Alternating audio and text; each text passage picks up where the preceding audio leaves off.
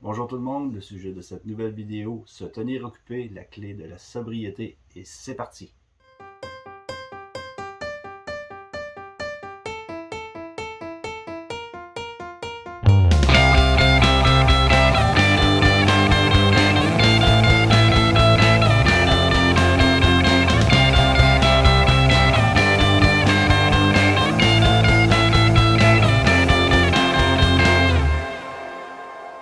Bonjour tout le monde, bienvenue sur VSMD. Je me nomme Sylvain Otis, j'ai une dépendance à l'alcool depuis l'âge de 14 ans.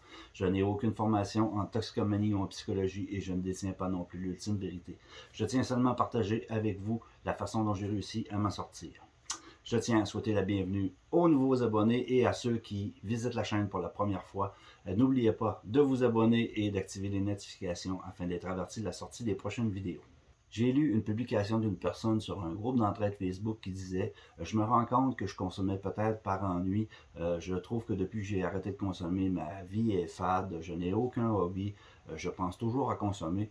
Que faites-vous pour vous changer les idées? » La première question à se poser, c'est à quel moment de votre vie vous êtes-vous senti le plus heureux? Je m'explique. Un jour, un de mes oncles qui a décidé d'être abstinent de l'alcool m'avait confié: j'étais tellement fatigué de me sentir toujours triste, d'avoir toujours cette soif qui ne disparaissait jamais. Je voulais redevenir heureux comme j'étais quand j'avais l'âge de 16 ans. Quand j'avais 16 ans, tout était beau, je n'avais pas de stress, je m'amusais beaucoup, je faisais de la musique avec mes frères. Et c'est comme ça que je voulais revenir. De mon côté, je me suis souvenu qu'à l'école primaire, ce qui me rendait vraiment heureux, c'était les cours d'art plastique, le dessin, la peinture, le bricolage. Alors j'ai décidé de ressortir mes pinceaux. Vers l'âge de 10 ans, j'aimais beaucoup aller à la pêche, mais avec les années, mon équipement était devenu désuet. Mais avec tout l'argent que j'avais économisé grâce à mon abstinence, j'avais amplement les moyens de m'en payer un nouveau. Alors, allons à la pêche.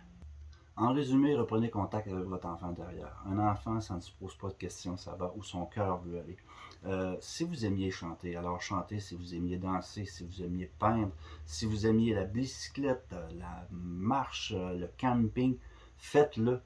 C'est en pratiquant des activités passionnantes que vous réussirez à contrôler vos pensées. Alors demain matin à votre réveil, posez une question à votre enfant intérieur. Qu'est-ce qu'on fait aujourd'hui? Alors si vous avez aimé cette vidéo, cliquez j'aime et si vous avez des suggestions, faites-le moi savoir dans les commentaires ou par mon adresse email qui apparaît dans la barre de description.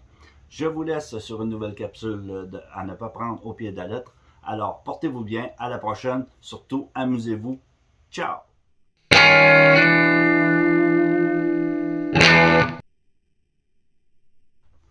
Non, non, non, non, là ça va trop loin.